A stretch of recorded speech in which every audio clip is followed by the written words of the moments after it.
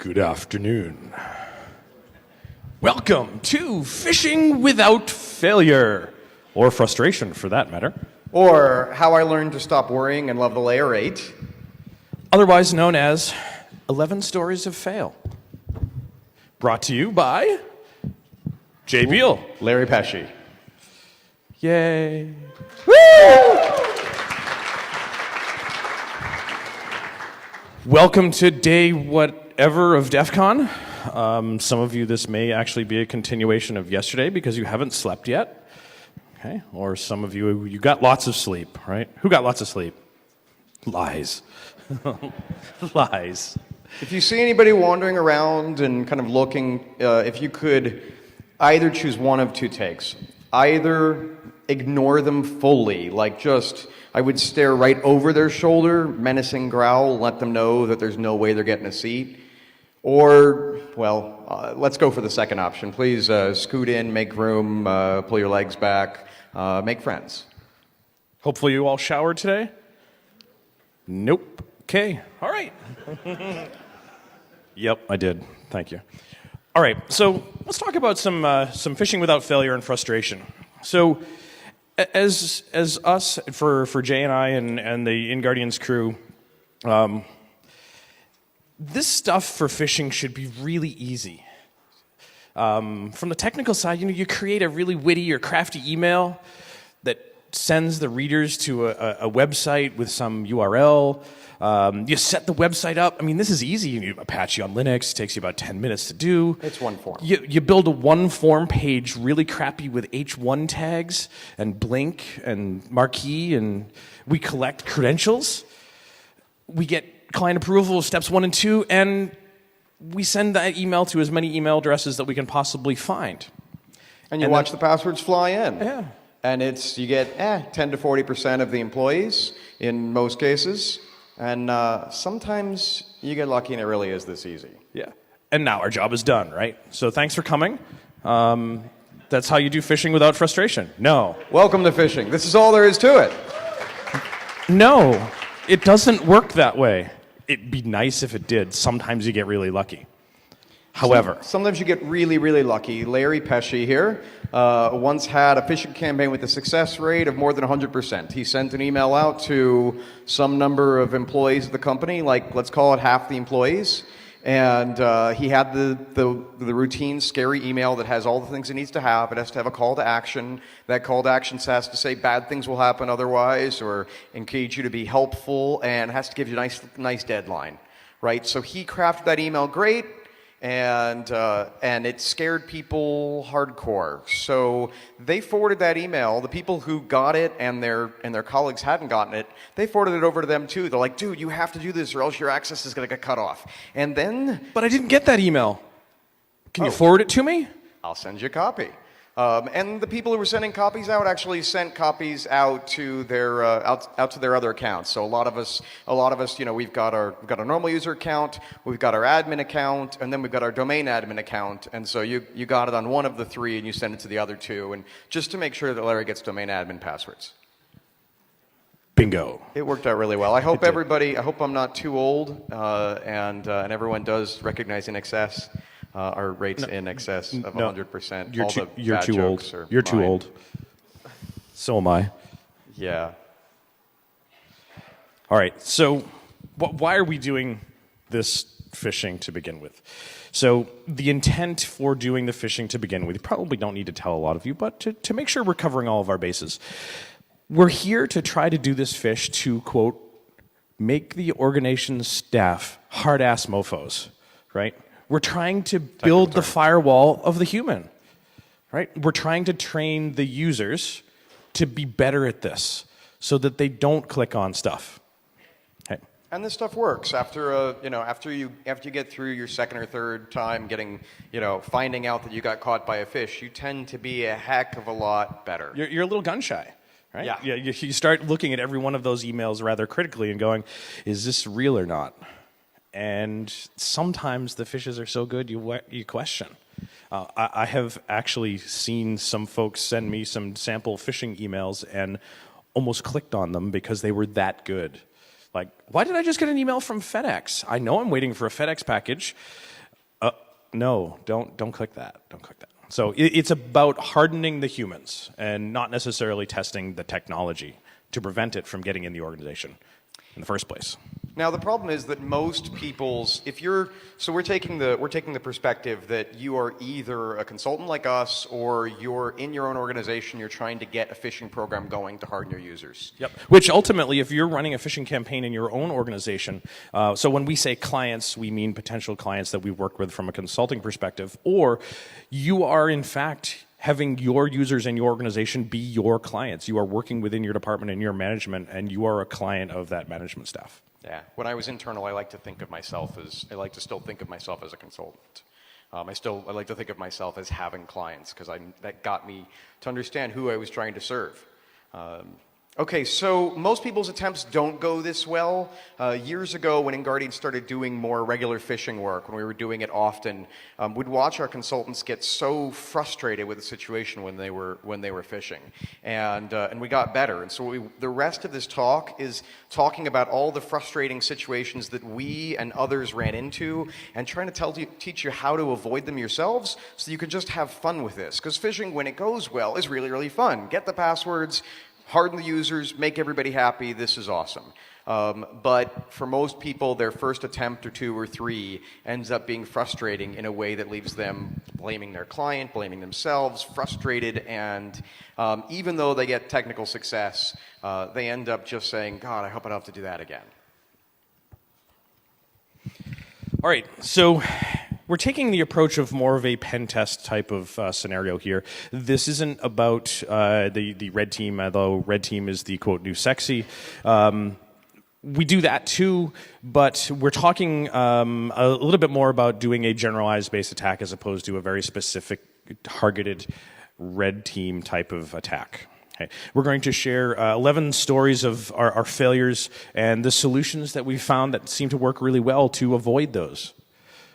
And we're going to generalize. We're going to generalize this, and honestly, this stuff should be useful way outside of phishing. It should be useful in the rest of your professional life. It should be useful in your families. So we're basically going to say that any effort you're attempting professionally, it's going to involve a certain amount of, and hopefully, and usually more than you realize, communication, collaboration, and negotiation. And I'll say something like this again, but I want you to know. My rule is anything in life that involves more than one person, it's a negotiation, whether you realize it or not. Yep. Otherwise, you're just playing with yourself. You're the expert there. Somebody's got to do it. It's a dirty job, but somebody's got to do it. All right. So red team phishing, on the other hand, as opposed to sort of more traditional pen test type phishing, we're looking for that not to test everyone. We're looking for that for an access methodology. And it's going to be a very detailed, tailored, very focused attack with a very small pool of emails, typically 1 to 10, usually 1 to 2, sometimes even just 1. We're going to do lots of open source intelligence. We're going to be delving into finding out what attack is going to work and what attack is going to work the first time, because that's all we've got. And we need to build a lot of infrastructure around that with having backstories and great pretexts and you name it. We're going to have to spend lots and lots of time for a single red team type phishing email. May take months to construct, from both the email content to building fake LinkedIn profiles to setting up domains and you name it to build that specific pretext. And getting those domains to have some history behind them, so that they'll make it through the filters. Right, so that they have some provenance, as it will, so that those domains that we want to use for phishing have some trust based on use and organizational application and so forth. And some of the things that we found that work really well is using either Office 365 or Gmail, Google services, to use their trust for all of the spam filtering and so forth, to have that reputation built by others first. Their mail servers often get whitelisted, so you get the emails through easy. So, like we said, we're going to tell you 11 stories from real-life experience. Each one of them inform the way that we run our phishing engagements, and honestly, over time, they start to inform the way that we do work for clients and run our company. So, as I said, we're going to give you this advice as if you're either one of us, a consultant, or if you're inside a company and you're trying to do a phishing campaign yourself. Okay. So, no plan survives first contact with the enemy. Right? There's possibly no way we can have any of this phishing fail. I mean, this is not going to go wrong, like this cat attacking this particular balloon, right? Because you know what's going to happen here. The cat is going to jump off the door is going to swing closed, or it doesn't swing closed, and they catch the balloon and plummet to the floor. Or they grab the balloon, and the balloon pops, and then you know what happens when the cat has a balloon that pops? It's messy. It's messy. Really messy. Firsthand, yes, yes, yeah. It scares the crap out of them, literally and figuratively, sometimes. All right. So first one, schedule failing. You do a great job. You work with your client. You get the test on the calendar. It's ready to go. You talk with the client. And you give them 3 individual pretexts to choose from. You send those over to the client. The contact that you're working with picks the context. You get all of that built by Wednesday in preparation to send the email out on Friday so that it's in their email boxes first thing on Monday morning so that all of the folks are looking at it. They get it Wednesday, send over all the stuff so that they can review it. Looks good. And then you find out that on Thursday, your contact pushes the email up the chain a little bit and says to the manager, hey, this is the phishing pretext that we're going to use, and we're going to get these emails somewhere between Friday and Monday. Just a quick FYI, I thought it'd be a good idea to show it to you. Kind of like a last minute, here you go. Just want to let you see it. And the manager says, what the heck is this? You can't do this. This is all wrong. All our users are going to fall for this. Or this is too believable. Or we're going to get in so much trouble.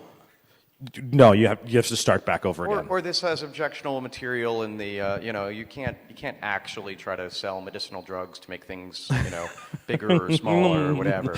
Or stand up longer, or yeah. We're trying to make some side money.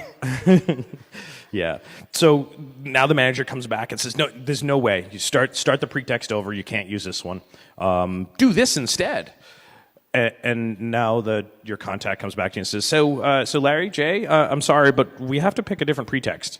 And we got to start from scratch. You're going to have to build completely new dynamic material. This is going to take a little while, and as a consulting firm, we're always worried about schedule, because if somebody starts us from scratch, all of a sudden that thing we were supposed to do next week, we're going to be doing something else. And we've got someone in the front row of this talk, actually, who has to manage changing us to something else. And yes, which she refers to it as changing the schedule as rearranging her Tetris board.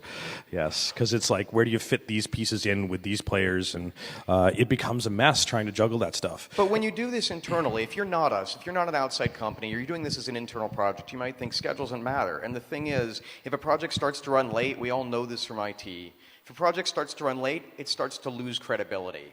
And once that credibility is lost, you risk the project getting shut down or not repeated or budget or whatever. And so it's important to stay on time, and it's important to get it right the first time.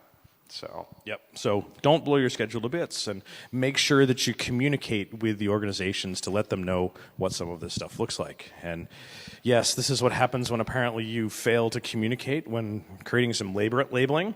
And yes, Arabic is spelt 2 different ways, because they misspelled it one of the 2 times, right? Diesel fuel in Arabic, and then non-smoking in Arabic. Okay, all right. So how do we fix it? This is the opportunity for you to lead. Woo! Never thought you'd be a leader, did you? Okay, guess what? You're going to be a leader. Hey, we need to start having some conversation with the folks in the organization to lead them through this from the beginning. Hey, we need to have this approved before we even start building some of this stuff. Let them know what you're brainstorming. Let them have some input into some of the pretext development.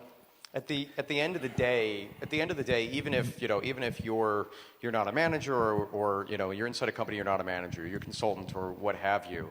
You may feel like you're not the boss, right? It's not, but at the end of the day, you're the one who has the responsibility to get this project done and to make it work and work well. And that means you do have to stand up and lead. Someone has to stand up and say, this is what we're going to do. And so what we do is basically, what we do when we get this right is we say, okay, this is what the process is going to be. Here's where the milestones are going to be. Here's what has to be done by when. And by the way, if this part doesn't work right, if we don't hit that milestone, this is one of the things that's happened in the past. So there are a few other things you find out before you even start creating your pretext. Who can veto it? And you get them involved. And you tell them the risk. And maybe give them some deadlines or figure out how long they need to get that reviewed so that you can schedule accordingly. Hey, we're going to send this over to you. Who are you going to send it to get to take a look at it? How long do you think it's going to take them? Can we set a deadline so that we can now continue to move forward and we sort of know what the rest of that schedule is going to look like? And give them some call to actions for limiting that time frame for that approval. Make sure they know how long it's going to take. Make sure you know what amount of time you've said is actually reasonable. So, yep. Okay. Don't build your entire prototype of your pretext until you actually have approval. Like, don't spin your wheels building this huge thing for your pretext, all the background of the pretext, to find out that I just wasted 40 hours building this pretext and it's no good. Well, maybe I can use it on another client, but depending on how tailored it is to that individual client, maybe not so much. So the other part of this is basically just realize you're talking to one person, you're talking to your client, you're talking to your boss. You're in a multi-party negotiation whether you realize it or not, because the organization or your client's got a whole bunch of people. So you're in a multi-party negotiation, and it's up to you to lead it and rock it and make sure that you're involving enough people. So how many of you guys are introverts in this room? Don't all raise your hands at once. Okay, I know you're being introverted, right?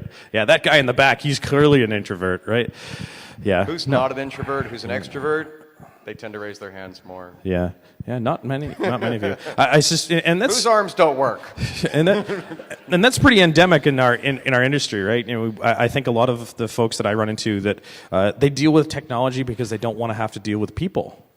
Well, unfortunately, we have to deal with people, right? Yeah. So some introvert pro tips. It's about when you're going to communicate and ultimately the type of communication. So if you communicate more in the beginning about this whole process, the communication will be much better. You get an opportunity to excel and to lead and to have fun.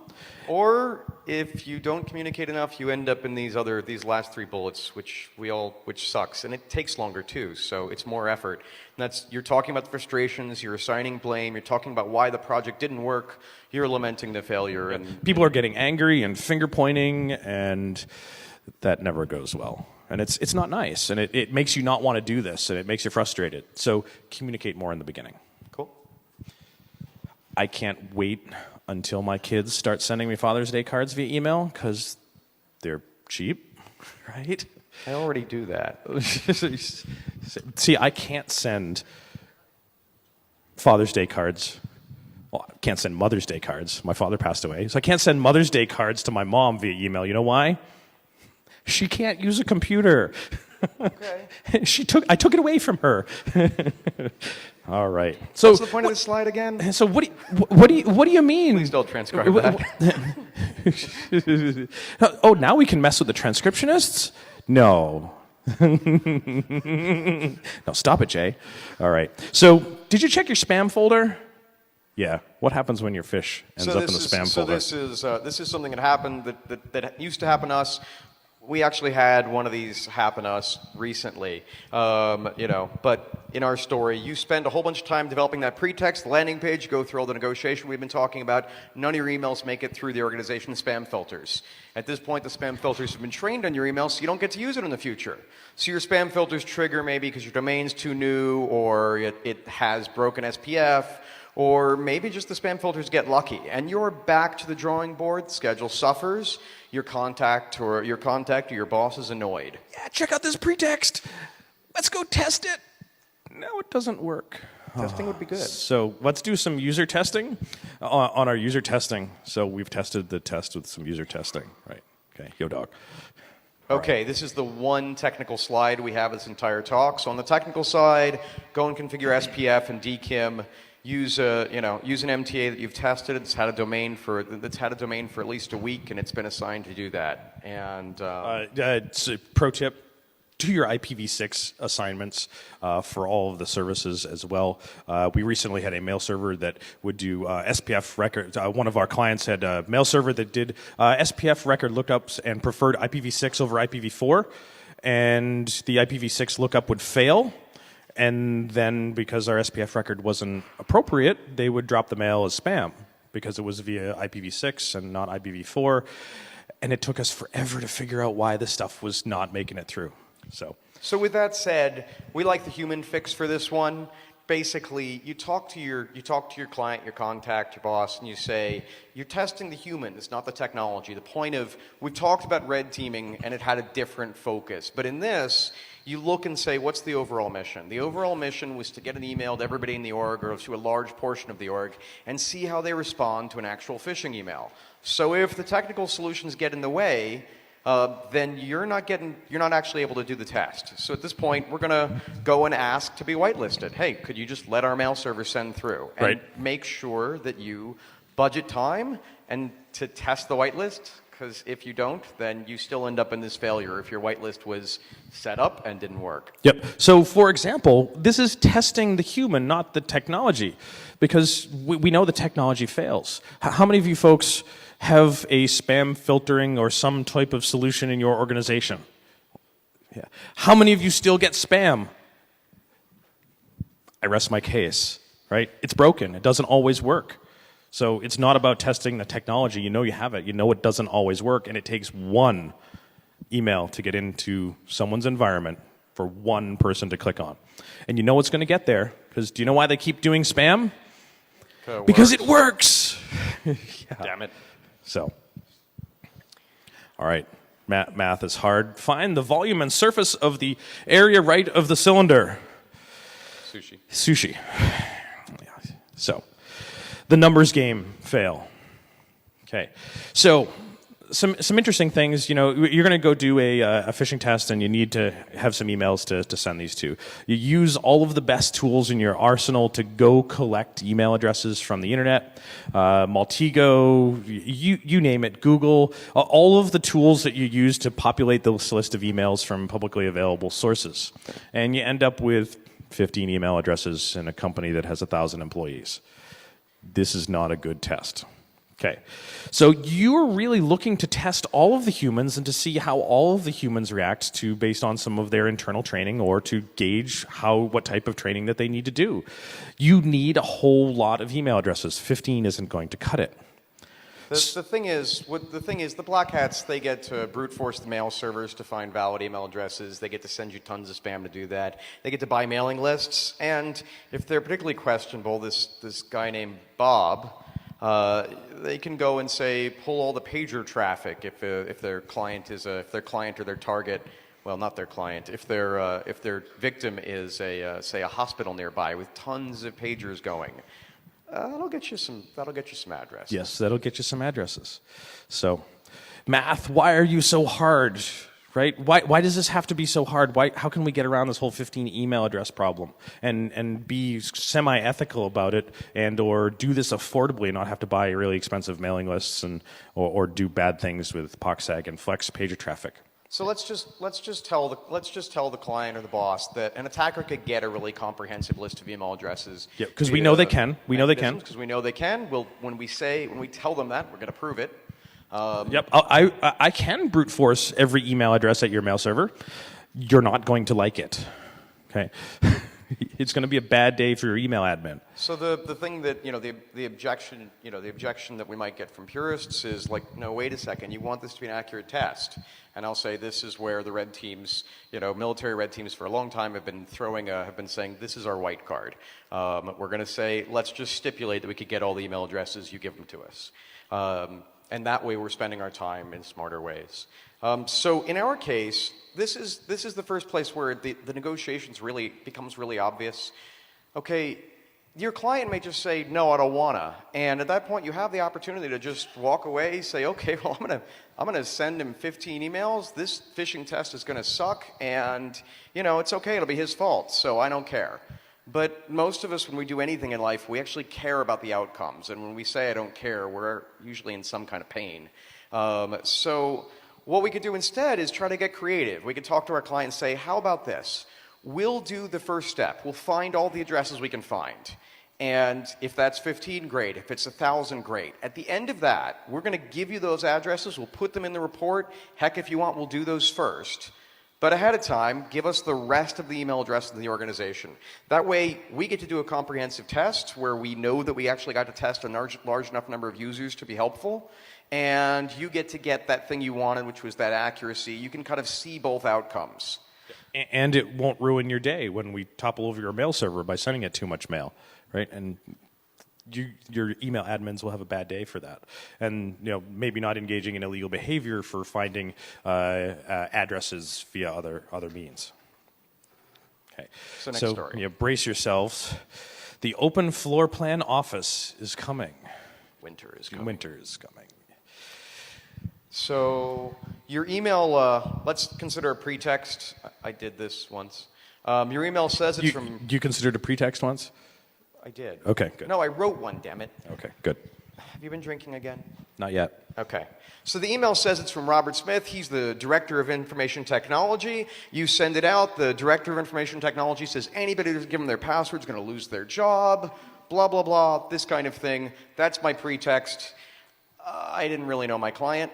The whole organization sat on one floor in a very large airplane hangar style building in an open floor plan. And so people just started walking over to Robert's desk here, at which point he alerts everybody. He tells a few of them, and then one of them stands up and says, "Hey, that email from Bob, don't open it."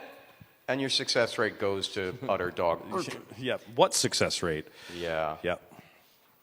So having an open floor plan has helped me bond with my coworkers who also despise having an open floor plan, right?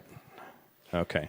So know your target. Know what the environment looks like as part of developing that pretext, because again, you want to help the folks that you're testing to become better. You want to have some good success and not have the alerts. You want to test individual people and not have that alert go out necessarily, so that all those people can get tested.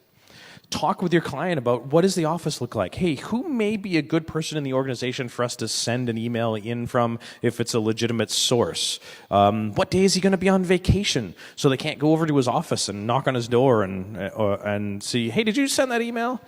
No, find out when he's going to be on vacation. Find out where people sit in the organization. Is it difficult for them to potentially go ask those folks? Talk about what their escalation procedure is for getting spam emails and malicious emails and those types of things. So then you can start understanding who they're going to potentially escalate it to. So maybe you can notify those people to say, hey, you just got an escalation. Good. We're doing a phishing campaign. Don't tell anyone. Okay? See how many people report it. Absolutely. So the other big one for us that we learned was make your client or your boss or your contact within your organization and at least one level of management above them part of the pretext brainstorm. So you catch things early. They tell you, yeah, that's not going to work. We all sit on one floor. Yeah, everybody's just going to walk over to Bob's office and ask him if he sent the email. Okay. I'm going to let this one speak for itself. Right. Okay, so here's another one I've gotten nailed by. Your client asks you to send the email slowly so that you're going to avoid detection. Just, send one, wait 10 more minutes, send one.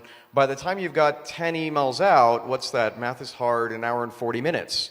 You've given people plenty of time, and someone's gone and alerted security or compliance or the help desk. They send out a mass email. The jig is up. You've only got 140 email addresses into the organization out of 3,000, and your campaign is effectively over. That wasn't a good test of the humans. Okay. So the only time you should be doing low and slow is barbecue, Carl. Come on. That's how you do good barbecue. Low temperature, long period of time. God. F my life. Barbecue, Carl, barbecue. All right. So phishing is truly about speed. You want to get it as many emails in front of people's eyes before they can collectively make a decision that this is bad and pass notifications. You're racing the organization's ability to communicate and collaborate and detect you, and they will. Humans are social creatures. Yep. Oh, wait, this whole talk's about communication. Right. You're trying to exploit the race condition of getting your email in front of as many eyeballs as possible before they start communicating internally that, hey, maybe we have a problem, and start doing some reporting. And so make sure your deadline is really soon. Don't give them 2 days. Don't even give them a day. You want to get people into the lizard brain part that's scared and has to act fast. And the other reason you want to make them act fast is they don't have a chance to talk to each other. Because communication's their big defense. Yep, and that's one of the other things, sort of as an aside, that we found that has worked really well in the phishing. If you're asking someone to perform some action, give them a call to action and have some penalty behind it. Hey, if you don't go to this website and put in your username and password, in the next 15 minutes, we're cutting off your access. And what happens when you cut off their access? You can't do your job, and then your manager gets mad at you. So what do? Oh, crap, I better go do this. Before the lizard part of the brain catches up and says, this is not, where did my tail go? Oh, right. So you're exploiting that race condition. Okay, so... Is my tail sticking out? All right. Okay. So this poor gentleman, he chose poorly. This is, in fact, not Indy. He was not named after the dog, right? I remember he didn't do that, right? Yeah. He drank from the wrong chalice, right? Okay. So, Jay? Sure. So, poor domain choice. Everyone learns this one really early on. You choose a domain badly. One of the great things that most noobs will try, and I'm not going to admit whether I've done this too, is they will pick. They've got their target Eli Lilly, and we've never done work for Eli Lilly, so I felt safe putting them in here. Hopefully. They just happen to have a company name that has lots of I's and L's that can be replaced with ones. So, you try something along the lines of changing an L or an I to a 1, or changing an I to an L or an L to an I. The problem is... Font collision attack. Nice. The problem is the employees are trained to catch this. This is like one of the few things that user awareness training does tend to get consistently right across the organization. So nobody's fooled, your numbers are awful, and everyone says... they don't do good phishing tests. You don't want that to be you. Nope. So choose wisely, right? Okay. Drink from the woodcutters, the carpenter's chalice, right? Not the most lavish one, because that's not the right one. Okay. So pick a really good domain. Use the customer, or use your name in the domain, but add additional quote entropy to it. In this case, say Eli Lilly benefits, or pick a domain that you can use for multiple clients, and then use subdomains per to sort of make it look like maybe you've partnered with a third party, so that they now have multiple subdomains for each one of the clients and so forth. And honestly, figure out what will work. So you're going to come up with those ideas, and before you just stand up the domain and go on ahead, go and talk to your client, but also go and talk to your coworkers. One of my coworkers that's sitting in the front row, John Sawyer, is the one who got me to pick better domain names and told me what kinds of things worked. And one of the other coworkers who's also sitting up front is the guy who said, we should use domains, we should buy domains, keep them for the long term, and start using subdomains of those. And honestly, just talk to other people and collaborate. That's the biggest thing so phishing is one of those things where we all just think, okay, it's a one-person job. I'm going to sit down, I'm going to do it myself. And then whatever goes wrong, you're like, shit, we could have avoided that. But if you talk to more people, whether it's at your client, whether it's in your company, that collaboration ends up producing better results. Yep. Don't do it in a vacuum. So what if your client, this is where we're going to break from a story or talk a little bit more about this story. What if your client is the one who asked you to take their Eli Lilly domain name or what have you and change the L to a 1? So the client, in fact, wants to choose poorly. The client wants to choose poorly. You know it's not going to work. You know why it's not going to work, or you think it's really unlikely to work all that well. And now you have to realize you're in a negotiation. You can just say, he made me do it. He made me pick a bad domain, so it didn't work out so well. It's all his fault. Who cares? I don't care. Yeah, screw that. As humans, that's not what we're about. We care about what we do. Yeah. So we want to make it better. So realize that this effort's about collaborating, about communicating, about negotiating. So the easiest way to lose in a negotiation is to not realize you're in one. And you're basically always in one. But sometimes that means that you have something besides just yes or no, besides just go with his idea or stomp your feet on your own idea, and that's to get more creative. Sometimes that's as simple as just saying, okay, I'm not really as sure about that one. Before we lock in on it, can we brainstorm as part of a larger group? Can we get some more people from your organization in? And yeah, somebody else calls bull on the domain, and that makes it easier. Yeah. Some more choosing poorly, right? The amount of people who has incorrect grammar is too damn high.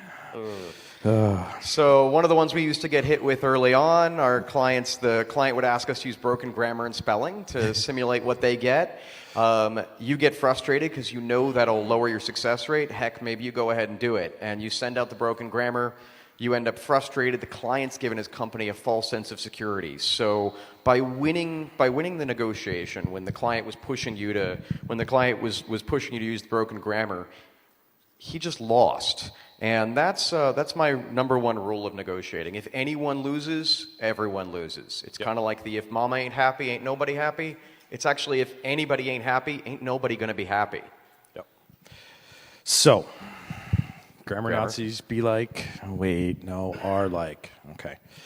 All right. So, communicate with the organization and tell them how exactly that happens, that the broken grammar actually reduces the effectiveness of testing the humans.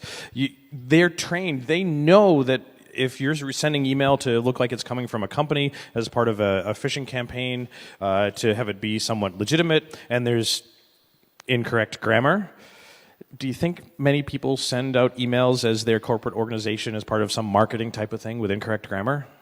Probably not. Not usually, because that probably goes through about 12 rounds of proofing. And absolutely. Now start going and digging into your spam and showing them to the people you're working with, like, look, I just got this email. It was spam. And the grammar is immaculate. This is key. Like if you're in that situation, it seems like the client just won't listen to reason. Your goal, or your boss won't listen to reason, what have you. Your goal is to, kind of take a breath, stay present, and get creative.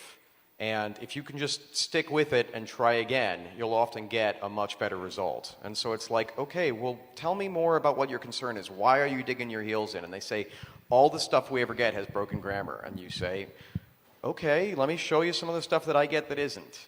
And that ends up being convincing. And be willing to do both. Send some with broken and send some with good grammar, and send it to two disparate groups within the organization and see how the numbers turn out. And that's where creativity gets you that better result. Yep. So I love this one. Some cops are Jedi. They're just holding this fence back with the Jedi mind trick.